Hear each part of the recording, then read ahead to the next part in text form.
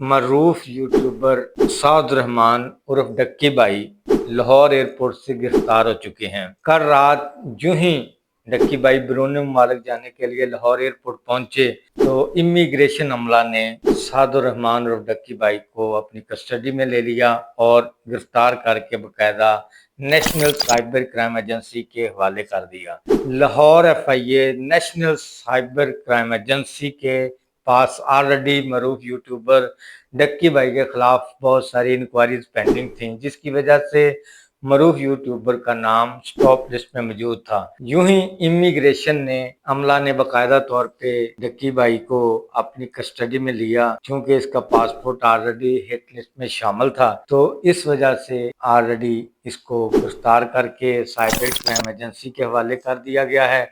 अगर आपको मेरी वीडियो अच्छी लगे तो मेरे channel Sindh Punjab commission shop को लाजमी सब्सक्राइब करें और मेरी वीडियो को लाइक एंड कमेंट्स करें और शेयर करें। बहुत शुक्रिया।